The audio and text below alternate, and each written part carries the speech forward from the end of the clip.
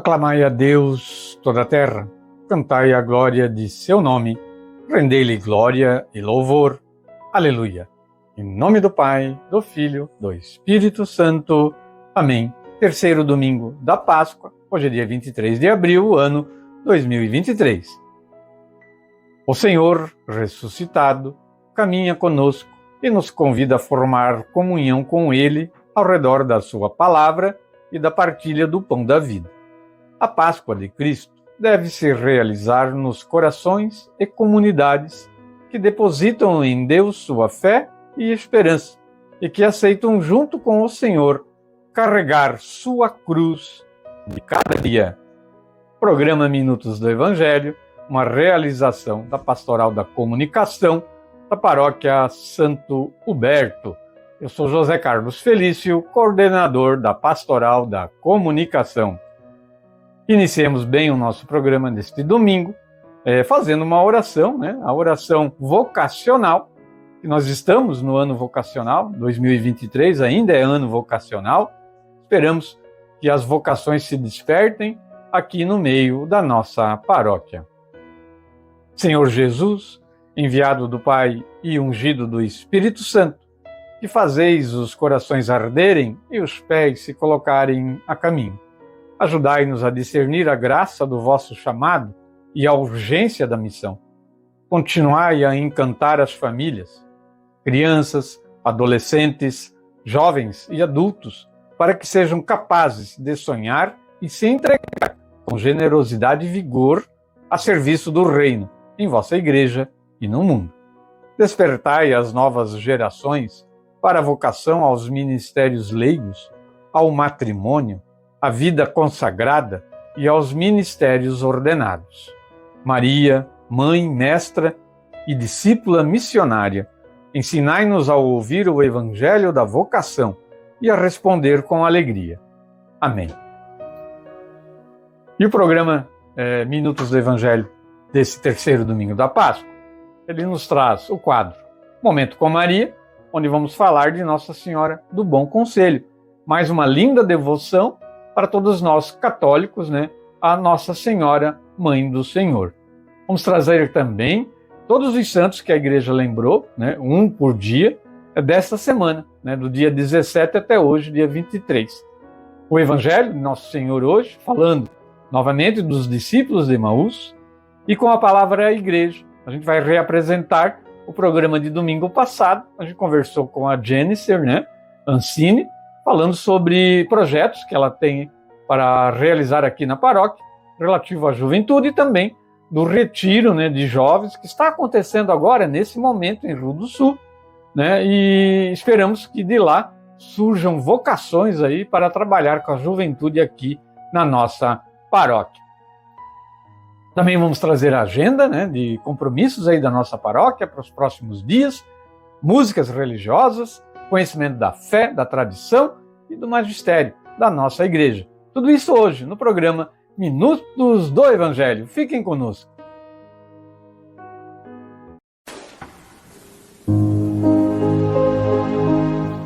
É sempre uma alegria muito grande a gente poder trazer nesse quadro Momento com Maria as devoções de Nossa Senhora, curiosidades sobre a Mãe do Senhor, coisas que as pessoas não conhecem ou se esquecem.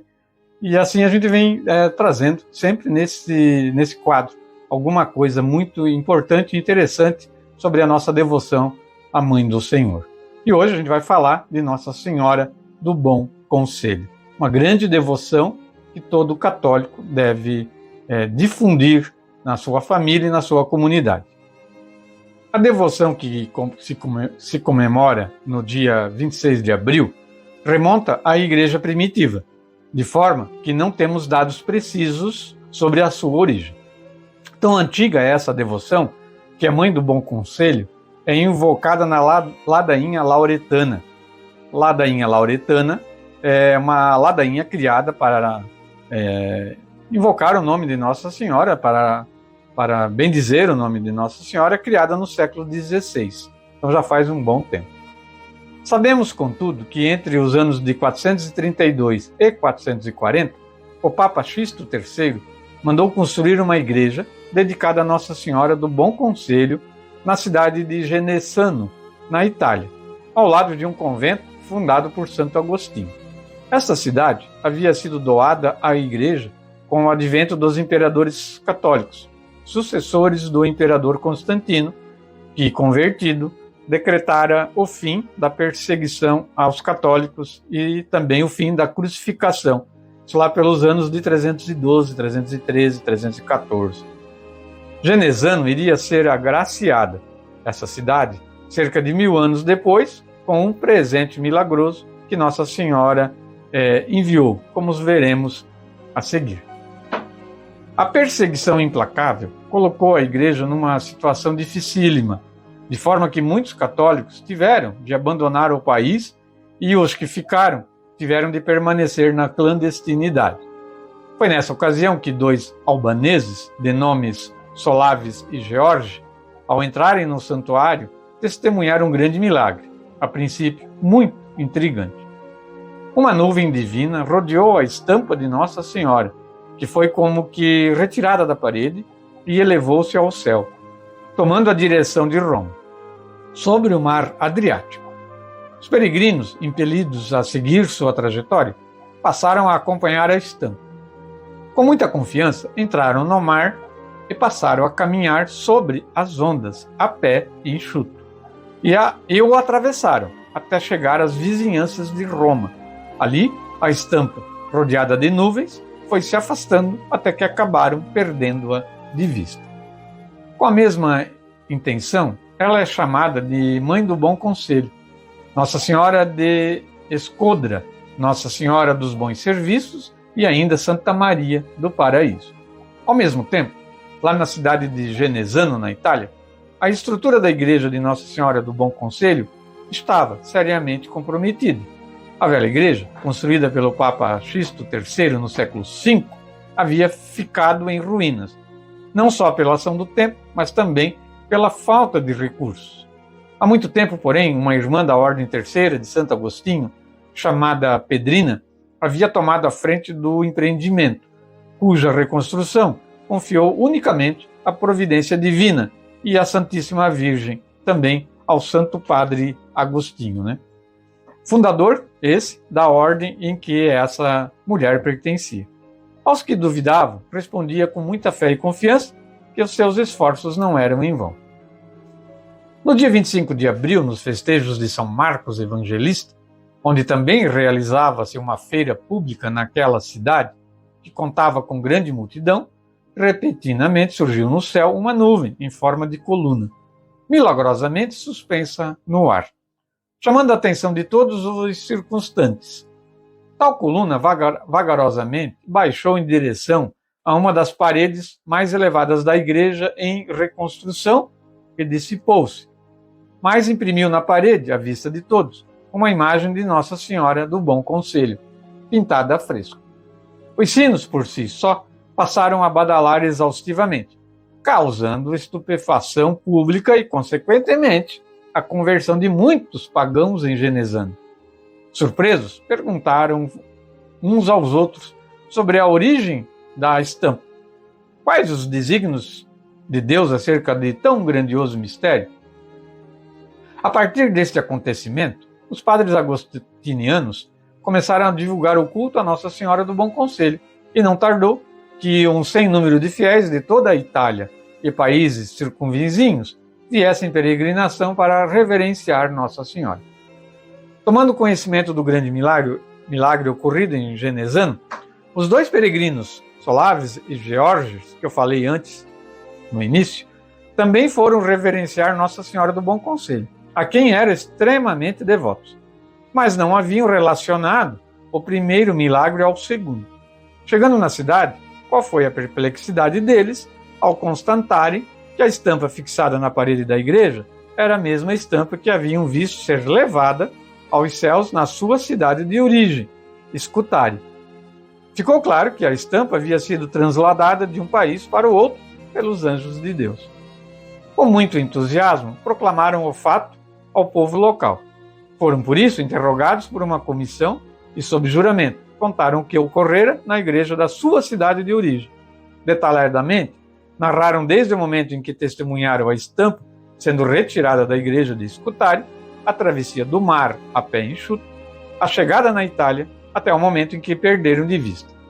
Desvendaram-se, assim, os milagrosos acontecimentos, simultaneamente ocorridos desde a Albânia até a Itália, para onde a imagem foi levada pelos anjos por desígnio de Nossa Senhora. O fato foi levado ao Papa Paulo II, Pietro Barbò, pontificado de 1464 a 1471, que na ocasião foi quem iniciou o processo para apurar a veracidade dos fatos. O Papa Leão XIII mandou construir um altar em seu oratório privado. Pessoalmente, visitou o santuário, instituiu a Pia União, da qual se fez membro, redigiu poesias e agraciou a Igreja de Nossa Senhora do Bom Conselho com o título de Basílica Menor. No dia 25 de abril de 1993, em viagem apostólica do Papa João Paulo II à Albânia, mesma data em que a imagem foi levada por anjos de Scutari, que fica na Albânia, para Genesano, que fica na Itália.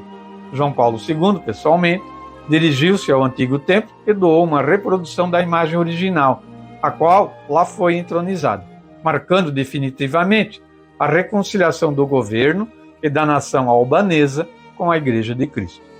O Vaticano, a partir daquele ano, financiou as obras de reconstrução do santuário, depreciado por consequência da perseguição do regime comunista.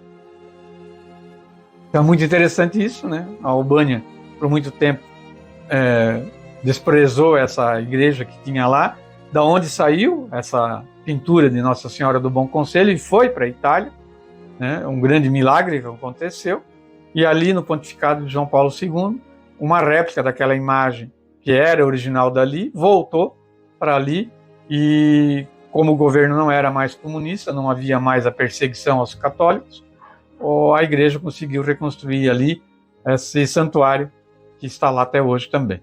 É muito bom isso, e Nossa Senhora age de maneiras que a gente às vezes não entende. Vamos fazer o nosso encerramento do nosso quadro de hoje, Momento com Maria, fazendo uma oração a Nossa Senhora do Bom Conselho. Gloriosíssima Virgem Maria, escolhida pelo Eterno Conselho para Mãe do Verbo manado, tesoureira das divinas graças e advogada dos pecadores, eu, o mais indigno dos vossos servos, a vós recorro para que me sejais guia e conselheira neste vale de lágrimas. Alcançai-me pelo preciosíssimo sangue de vosso divino Filho, o perdão de meus pecados, a salvação da minha alma e os meios necessários para obtê-la. Alcançai também, para a Santa Igreja, o triunfo sobre seus inimigos e a propagação do reino de Jesus Cristo em todo o mundo. Amém. Ó Maria concebida sem pecado, rogai por nós e recorremos a vós. São Miguel Arcanjo, defendei-nos no combate. Até semana que vem com o quadro Momento com Maria.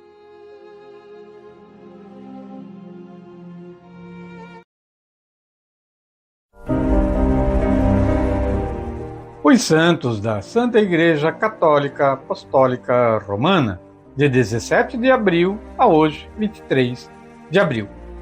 Começamos com segunda-feira, dia 17, dia dos santos Roberto de Turlande, Roberto de Molesme e Estevão Ardin. Todos três eram abades. Esses três abades foram protagonistas de uma mesma história de renovação religiosa, que teve como centro a França do século XI e que confirma a operação do Espírito Santo dentro da Igreja. São Roberto de Turlande nasceu na Alvérnia, de família senhoril, pelo ano de 1001.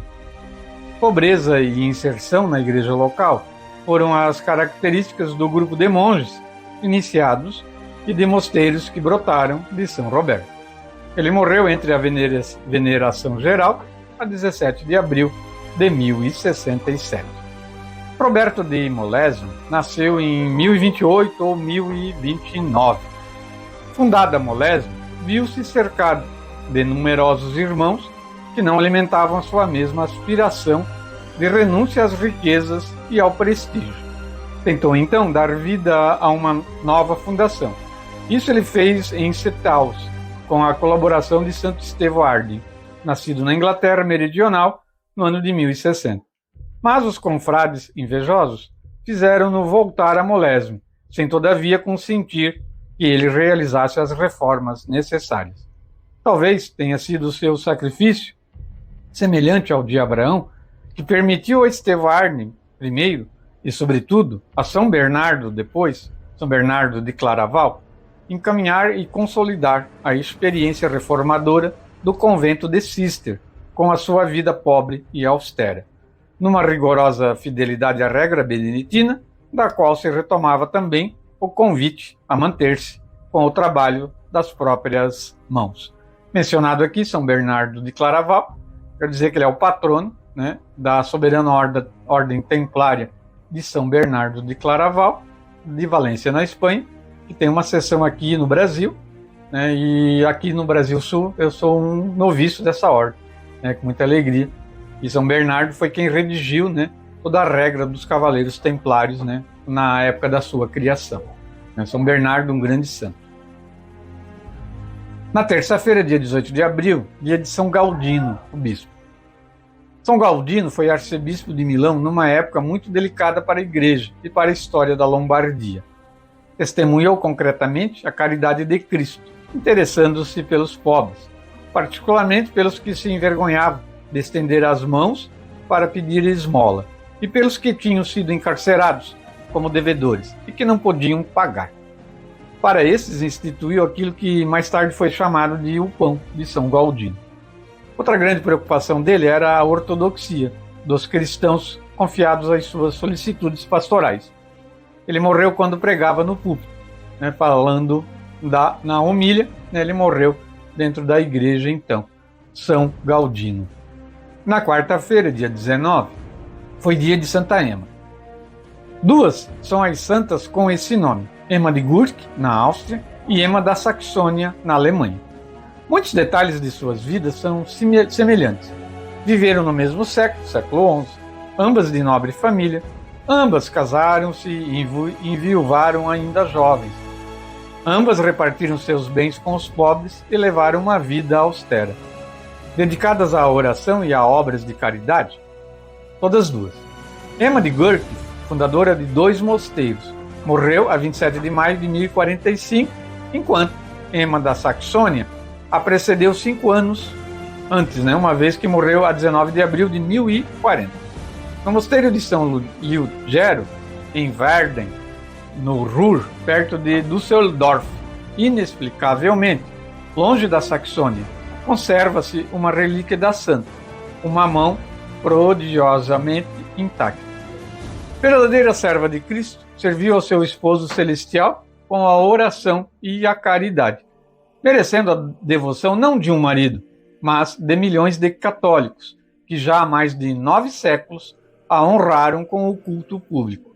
Seu corpo, sem aquela mão que se falou, repousa na Catedral de Brema, né? Santa Ema, quarta-feira, então.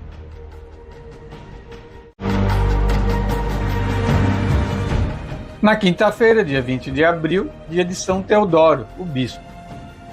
Nasceu em Sícia, na Galácia, na segunda metade do século VI. É possível que esse nome lhe tenha sido dado em memória de algum mártir de nome Teodoro, e talvez daquele que foi o general sob Licínio, martirizado pela fé no Ponto, em cuja honra, aliás, surgiu a cidade de Teodorópolis. Teodoro cavou uma gruta sob a capela de São Jorge e para isso se retirou para viver em oração. O jovem magro e macilento, quase sepultado vivo naquela gruta, atraiu a atenção da cidade. Nos arredores de sua escura caverna, aconteceram admiráveis e numerosos fatos miraculosos. Mais tarde, o povo quis elegê-lo, à força, bispo de Anastasiópolis. O dom de Deus, como era chamado, aceitou em obediência. Por 10 anos ele foi bispo perfeito, mas por 10 anos ele pedia para ser substituído. Finalmente, por intervenção do imperador e do patriarca de Constantinopla, foi restituído a sua pequena cela de monge. Ele morreu em 613. Podia-se dizer que São Teodoro fizera jus ao seu nome e fora verdadeiro dom de Deus para o seu povo e para a sua igreja local. Grande santo também, São Teodoro. Na sexta-feira, 21 de abril, Santo Anselmo, bispo e doutor da Igreja. Nascido aos pés dos Alpes, em Aosta, em 1033, de família nobre, e educado pelos beneditinos, Santo Anselmo manifestou desde muito jovem forte desejo de dedicar-se à vida contemplativa. O manso monge de Bec teve de lutar contra a hostilidade de Guilherme, o Vermelho, e Henrique I. Os contrastes primeiros velados explodiram em luta aberta e, por 2 vezes, o arcebispo Anselmo teve de reatravessar a Mancha e aguardar no exílio até que as águas se acalmassem. Ele foi a Roma não só para pedir o reconhecimento dos seus próprios direitos, mas também para que fossem amenizadas as penas decretadas contra seus adversários, afastando assim o perigo de cisma. Essa sua moderação acabou por desarmar todos os seus inimigos. Ele morreu em Canterbury, a 21 de abril de 1109. E no ano de 1720, o Papa Clemente XI declarou-o doutor da Igreja.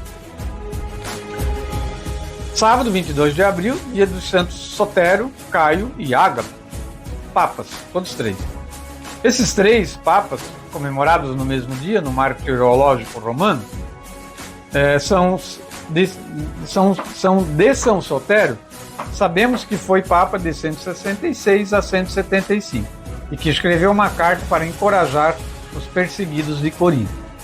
De São Caio se dizia que era parente do próprio Diocleciano e que era, além disso, tio de certa Santa Susana. E parente de São Gregório Magno, Santo Agapito, foi Papa e zeloso defensor da tradição católica por pouco menos de 1 ano, morrendo em Constantinopla a 22 de abril de 536. Então, a história desses 3 santos bem curtinha, né? E hoje, domingo, dia de São Jorge, mártir. Este culto extraordinário tem origens muito remotas, uma vez que seu sepulcro, em Lida, na Palestina, onde o mártir foi decapitado no início do século IV. Esse sepulcro de São Jorge era alvo de peregrinações já na época das Cruzadas, quando o sultão Saladino destruiu a igreja construída em sua honra. A imagem de todos conhecida do cavaleiro que luta contra o dragão, que foi muito difundida na Idade Média, faz ver a origem da lenda criada acerca deste mártir e contada de várias maneiras em suas muitas paixões. O fim desse glorioso mártir tem o sabor de lenda. Ele foi condenado à morte por ter renegado os deuses do império. Os algozes infligiram-lhe no corpo as mais atrozes tormentos. Ele parecia de ferro. Diante da sua invicta coragem e de sua fé, a própria mulher do imperador se converteu. Muitos cristãos, aminotrados, diante dos carrascos, encontraram a força de dar o testemunho a Cristo com o extremo holocausto de suas vidas, tirando como exemplo o martírio de São Jorge. Por fim, também São Jorge inclinou a cabeça sobre uma coluna e uma espada, super afiada, pôs fim à sua jovem vida. São Jorge, o mártir.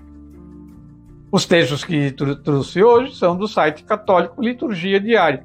O Santo do Dia é uma resenha diária dos santos guardados na memória da Igreja. Histórias de mestres da vida cristã de todos os tempos, que como faróis luminosos orientam o nosso caminho.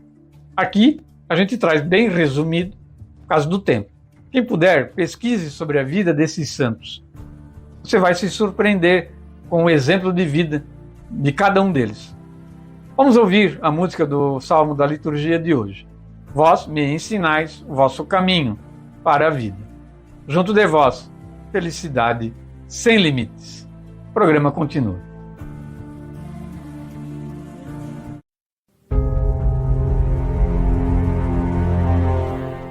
Senhor Jesus, revelai-nos o sentido da Escritura. Fazei o nosso coração arder quando falardes. O Senhor esteja conosco.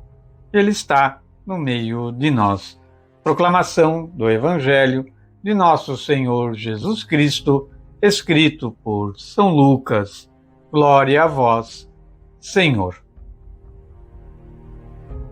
Eis que no mesmo dia caminhavam 2 deles para uma aldeia chamada Emaús, que estava à distância de Jerusalém 60 estádios.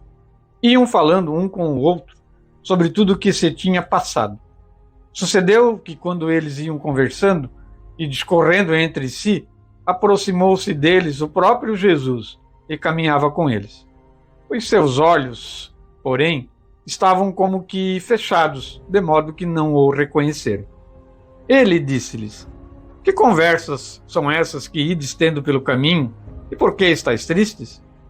Respondendo um deles, chamado Cleofas, disse-lhe: Só tu és forasteiro em Jerusalém, e não sabes o que ali se tem passado esses dias? Ele disse-lhes: Que é? Responderam: Sobre Jesus Nazareno, que foi um varão profeta, poderoso em obras e em palavras, diante de Deus e de todo o povo. E que, de maneira, os nossos príncipes dos sacerdotes e os magistrados o entregaram para ser condenado à morte e o crucificaram. Ora, nós esperávamos que ele fosse o que havia de resgatar Israel.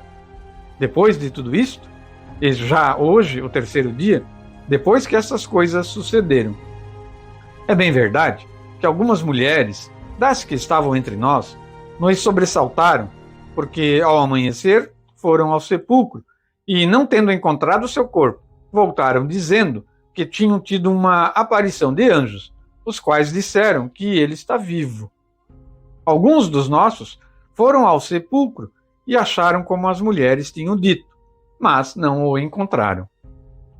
Ele disse-lhes: Ó estultos e tardos do coração para crer tudo o que anunciaram os profetas.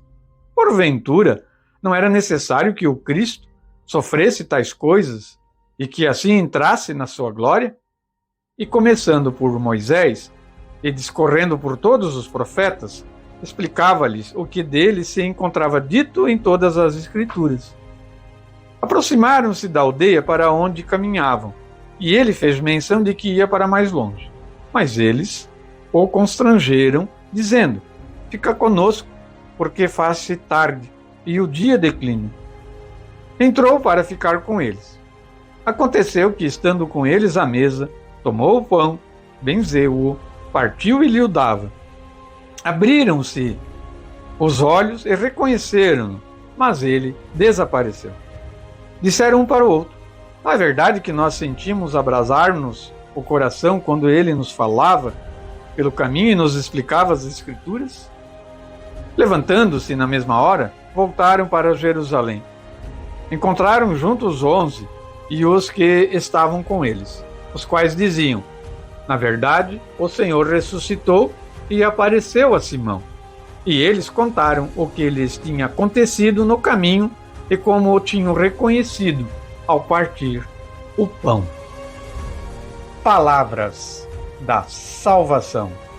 Que o Santo Evangelho perdoe os nossos pecados e oriente a nossa vida.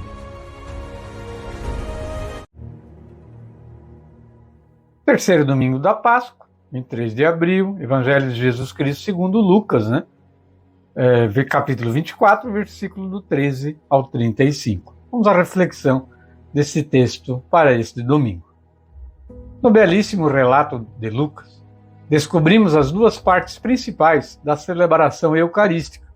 Primeiramente, em conversa com os discípulos de Emaús, o próprio Jesus expõe e comenta passagens da Escritura referentes a ele, o Messias que haveria de sofrer e morrer antes de entrar na sua glória. Morto e ressuscitado, Jesus será a chave de compreensão da Escritura. Depois, Jesus parte e reparte o pão, gesto que o identificam. Ele é o Messias anunciado pelos profetas, agora ressuscitado, que continua presente na vida dos discípulos. Alimentados com a presença do Senhor, esses discípulos se transformam em entusiastas testemunhas dele. Na mesma hora se levantaram e voltaram a Jerusalém. E contaram o que tinha acontecido pelo caminho e como o haviam reconhecido quando ele partiu o pão. Reflexão do dia a dia com o Evangelho, que nos vem ao encontro da liturgia da palavra, na Santa Missa, e também na liturgia eucarística, do pão e do vinho, que se transformam no corpo do Senhor Jesus onde nós temos ali de reconhecê-lo e nos tornarmos suas testemunhas e entusiastas do seu Evangelho.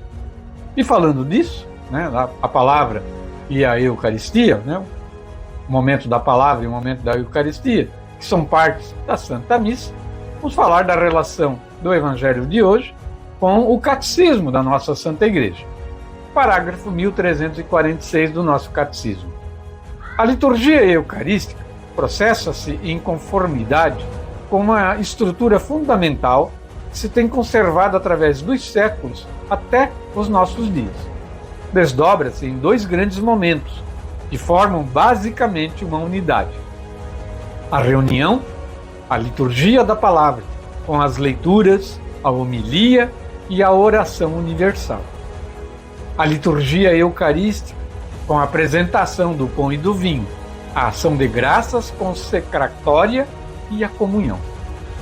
Liturgia da palavra e liturgia eucarística constituem juntas um só e mesmo ato de culto. Com efeito, a mesa posta para nós na Eucaristia é ao mesmo tempo a da palavra de Deus e a do corpo do Senhor. Parágrafo 1347. Não é esse também o dinamismo da refeição pascal de Jesus ressuscitado com os seus discípulos? Enquanto caminhavam, ele explicava-lhes as Escrituras. Depois, pondo-se à mesa com eles, tomou o pão, proferiu a bênção, partiu-o e deu-lhe. Parágrafo 1344. Assim, de celebração em celebração, anunciando o mistério pascal de Jesus, até que ele venha, o povo de Deus, em peregrinação, avança pela porta estreita da cruz, para o banquete celeste, em que todos os eleitos se sentarão à mesa do reino. Assim, é de máxima importância a participação de todo católico nas celebrações oferecidas pela Igreja toda semana. Toda semana.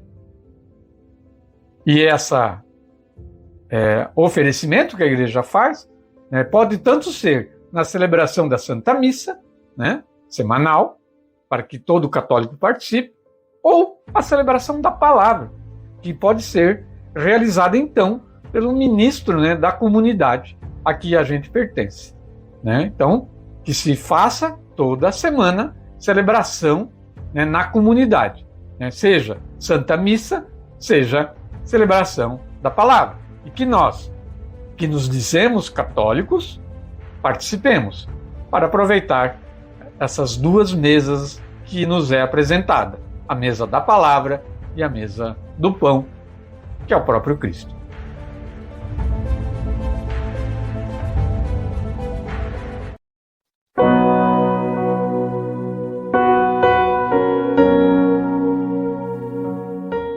Muito bem, amigos em Cristo, a gente continua com o programa Minutos do Evangelho, agora com o quadro Com a Palavra à Igreja. Hoje a gente conseguiu fazer já um quadro inédito novamente, e nós viemos até na Igreja São João Batista, de Nova Estetim, e bairros Nova Estetim e São Cristóvão, para conversar com uma pessoa que está iniciando um trabalho aqui dentro da paróquia, e que tem muita vontade que esse trabalho dê frutos, dê resultado. Boa tarde. Boa tarde, paz e bem. Como é que tá? Tudo certo contigo? Tudo certo, graças a Deus. Gostaria que tu se apresentasse para quem está nos acompanhando. Fala o teu nome, as funções que tu desenvolveu, ou desenvolve aqui dentro da comunidade. E aí a gente vai conversando aí hoje nesse momento que a gente está aqui falando de um pouquinho do trabalho que tu quer desenvolver aqui na paróquia. Tá certo. Eu sou Jennifer Nunes Ancini, filha aqui da comunidade de São João Batista, filha de Severino Ancini e Janete Nunes.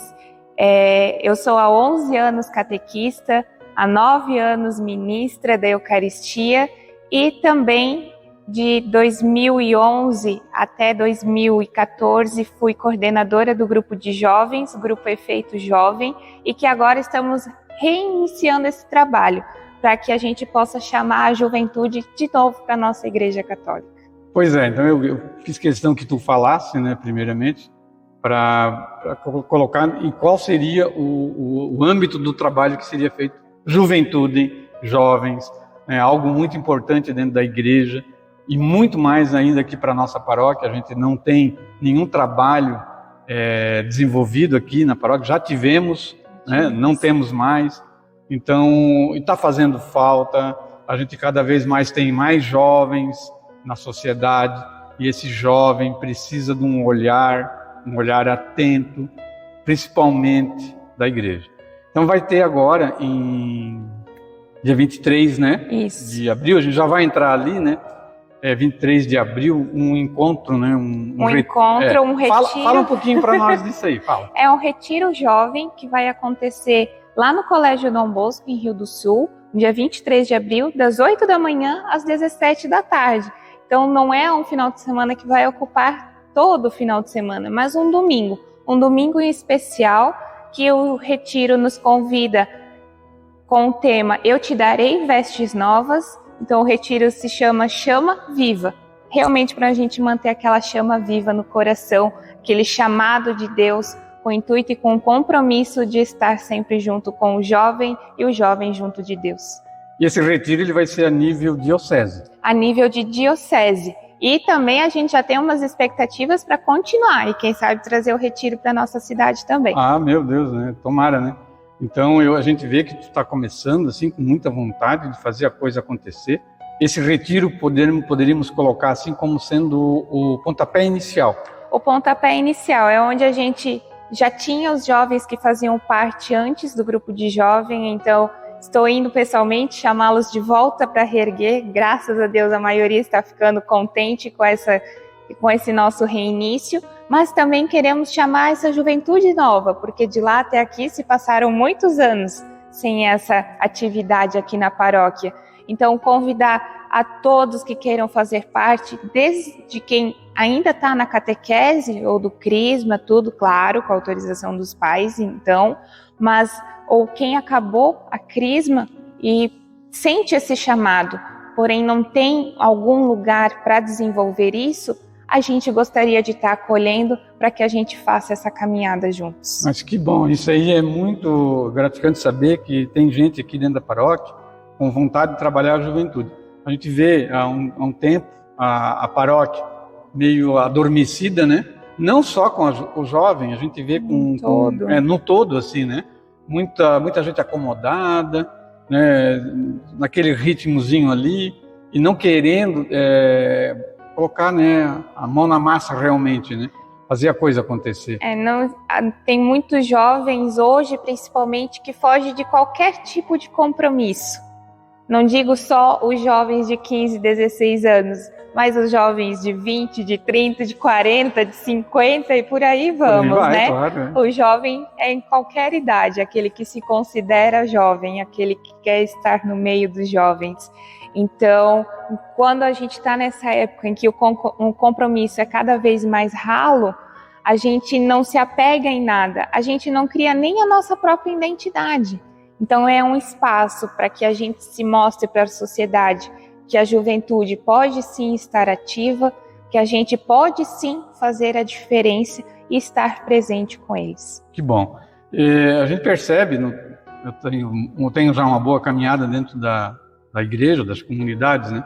Na verdade o jovem, ele não diz, o jovem não quer saber de igreja. Não, gente, não é verdade. Não. O jovem quer se envolver na igreja.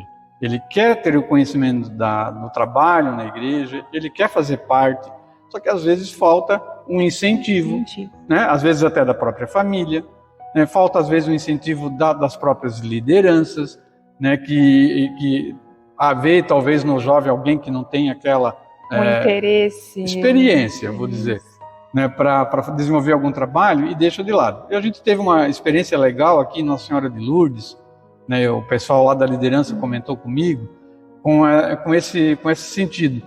Eles resolveram chamar jovens da comunidade para ajudar no CPC, né, ajudar nas festas, nas promoções, e eles se surpreenderam com a vontade daqueles jovens de ajudar.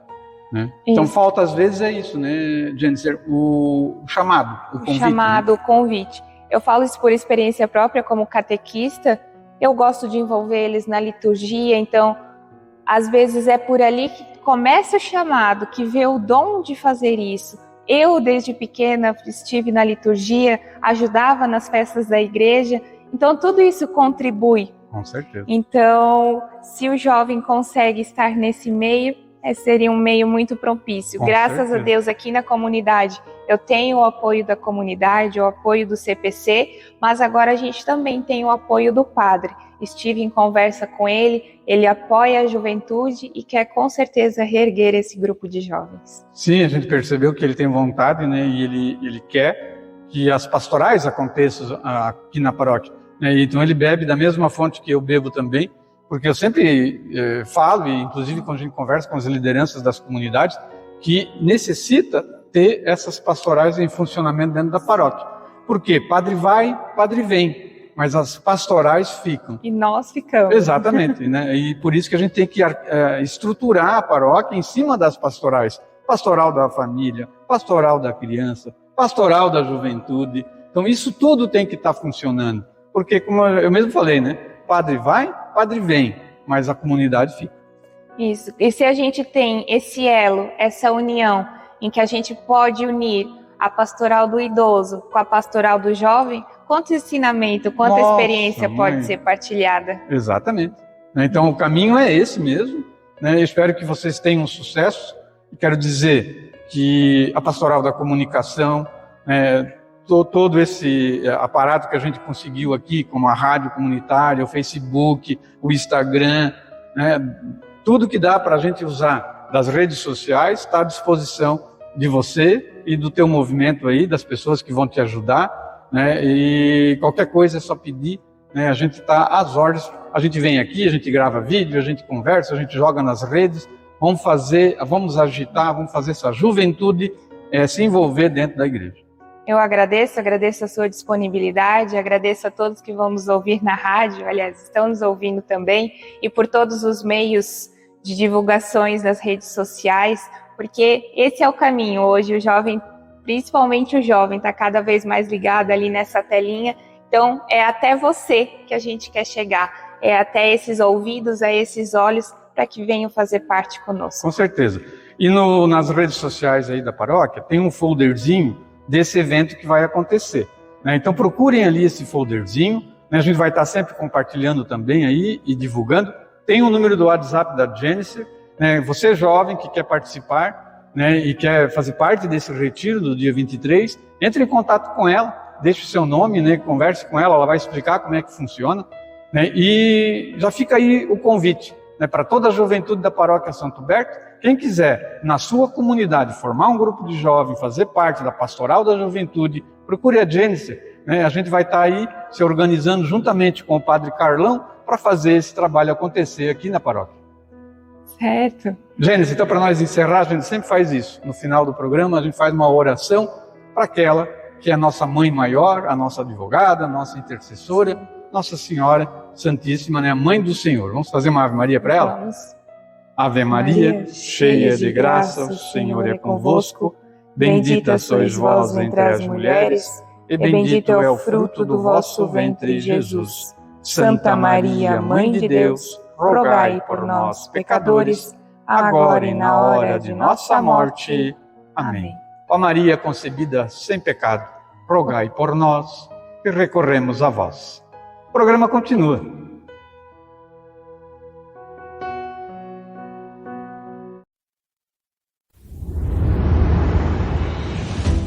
Muito bem, irmãos, amigos em Cristo, chegamos no final do nosso programa deste domingo e vamos apresentar então a agenda da nossa paróquia, que é o último quadro do programa. Vamos lá então falar de quarta-feira, dia 26 de abril, quarta-feira, 19h30, celebração da Santa Missa na Igreja Matriz e a novena da Nossa Senhora do Perpétuo Socorro. Então, quarta-feira, 26 de abril, 19h30. Aí vamos para o domingo, dia 30 de abril, 8h da manhã, o horário mudou, A missa dominical, agora na Matriz, é às 8 da manhã. Então, celebração da Santa Missa Dominical, domingo, dia 30 de abril, 8h da manhã. E ainda no domingo, dia 30 de abril, às 19h, portanto, 19h, a celebração da Santa Missa Noturna, também na nossa Igreja Matriz Santo Huberto. Falo também, né, vai estar aberto já aí, para quem quiser deixar o nome, curso para pais e padrinhos para o batismo. Vai ser feito no dia 20 de maio, é um sábado, às 5 da tarde, na Matriz Santo Berto, lá no Salão Paroquial. Nas redes sociais da Paróquia Santo Berto, no Facebook, no Instagram, também tem no Twitter, tem um folderzinho, né, com o anúncio desse curso de pais e padrinhos, e lá tem um número de telefone. Então as pessoas podem estar ligando, ou mesmo pelo WhatsApp, informando o nome das pessoas que querem fazer o curso, né, essa preparação, para que a secretaria possa ir se preparando. Vou falar novamente do dízimo, né? Dízimo é partilha, gente. E tenho aqui um versículo de Malaquias, capítulo 3, versículo 10, que fala do dízimo. Tragam o dízimo todo ao depósito do templo, para que haja alimento em minha casa. Ponham-me à prova, diz o Senhor dos Exércitos, e vejam se não vou abrir as comportas dos céus e derramasse o mar sobre vocês, o mar de bênçãos, que serão tantas que nem terão onde guardá-las. Vamos dar a nossa oferta do dízimo, né? Fazer a nossa oferta, que ela seja sincera, de coração e verdadeira. Faz parte da nossa religião católica fazer essa oferta do dízimo, mas ela tem que ser verdadeira e de coração. Programa Minutos do Evangelho, em 2 horários, segunda a sexta-feira, ao meio-dia, com reprise às 7 da noite. Aos domingos, o programa começa ao meio-dia, aqui na Rádio 87.9 FM, a rádio da família ibiramense. Não deixe de seguir as redes sociais da Paróquia Santo Berto, no Facebook, também no Instagram e no Twitter. E vamos encerrar o nosso programa deste domingo com uma oração. Oração a São Jorge, que é o santo do dia de hoje. Ó São Jorge, santo guerreiro, invencível na fé em Deus, que trazeis em vosso rosto a esperança e confiança, abre nossos caminhos. Andaremos vestidos e armados com vossas armas, para que nossos inimigos, tendo pés, não nos alcancem, tendo mãos, não nos peguem, tendo olhos, não nos enxerguem, e nem pensamentos possam ter para nos fazer mal. Armas de fogo, nosso corpo não alcançarão, facas e lanças se quebrarão sem nosso corpo chegar, cordas e correntes se arrebentarão sem nosso corpo amarrar. Glorioso São Jorge, em nome de Deus, estendei vosso escudo e vossas poderosas armas, defendendo-nos com vossa força e grandeza. Ajudai-nos a superar todo o desânimo e a alcançar as graças que necessitamos. Dai-nos coragem e esperança. Fortalecei nossa fé e auxiliai-nos nas nossas necessidades. São Jorge, rogai por nós. Amém. E por intercessão de São Jorge, desça sobre todos nós a bênção de nosso Senhor Jesus Cristo. Em nome do Pai, do Filho, do Espírito Santo. Amém. Um final de domingo e uma semana abençoada a todas. Ficamos com isso hoje, né, com a nossa última música aí do programa. Não deixe de ouvir e nos encontramos amanhã ao meio-dia aqui na 87.9 FM com o programa Minutos do Evangelho.